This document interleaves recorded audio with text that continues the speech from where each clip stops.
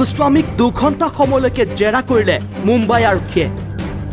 Republic TV চেনেলৰ editor in chief Arnab Goswami তথা চেনেলটোৰ মুখ্য বিত্তীয় অধিকাৰী এছ সুন্দৰমক কালি NN যোশী পুলিচ ষ্টেচনত জেৰা কৰা হয়। ৰাজা এডুকেশ্যনেল ৱেলফেয়াৰ ছ'চাইটিৰ সচিব ইৰফান আবু বক্কৰ শ্বেখে পাইধুনী পুলিচ ষ্টেচনত দাখিল কৰা গোচৰৰ ভিত্তিত কালি ৰিপাব্লিক টিভিৰ 2 গৰাকী লোকক জেৰা কৰিলে মুম্বাই আৰক্ষীয়ে।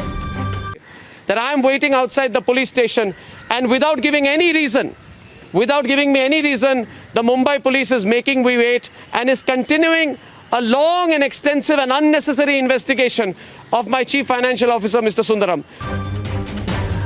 অভিযোগত কোৱা হৈছিল যে অৰ্ণৱ গোস্বামীয়ে ব্যক্তিগত টেলিভিছন চেনেলৰ শ্ব'ৰ জৰিয়তে দেশত সাম্প্ৰদায়িক হিংসা বিয়পোৱাৰ চেষ্টা কৰিছিল।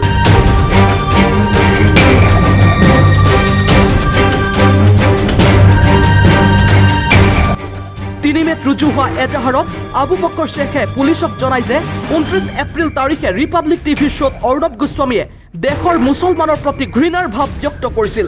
14 এপ্ৰিলত বান্দ্ৰা ষ্টেচনৰ প্ৰৱাসী মজদুৰ একগোট হোৱা কাৰ্যকো সাম্প্ৰদায়িক ৰং দিয়াৰ চেষ্টা কৰিছিল সাংবাদিকজনে।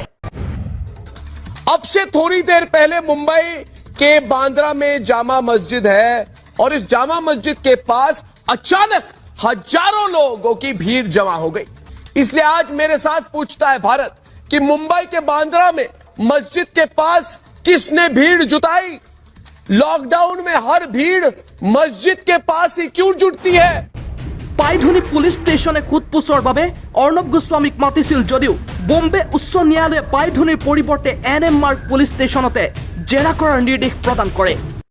Editor-in-Chief Arnab Goswami will be questioned by the Mumbai police. This is the second time that he will be interrogated. Now, even as we speak, our Chief Financial Officer S. Sundaram, who is being questioned. Corona ভাইৰাছৰ সংক্ৰমণ বৃদ্ধি হোৱাৰ বাবে পাইধুনী এলেকা containment জোন ঘোষণা কৰা হৈছে।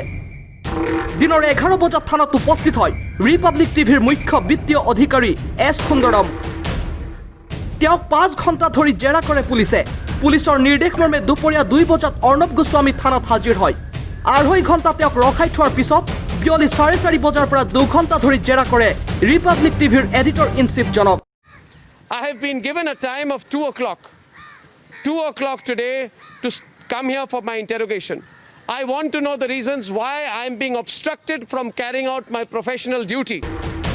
থানাৰ বাহিৰত উপস্থিত থকা সাংবাদিকসকলক থানাৰ পৰা ওলাই আহি প্ৰায় বিভেদকামী মন্তব্য তথা সাম্প্ৰদায়িক বিষবস্ত বিয়পোৱাৰ চেষ্টা কৰা আৰু ভিত্তিহীন সংবাদ প্ৰচাৰ কৰাত খ্যাত অৰ্ণৱ গোস্বামীয়ে কয় যে তেওঁৰ বিৰুদ্ধে এয়া ৰাজনৈতিক ষড়যন্ত্ৰ।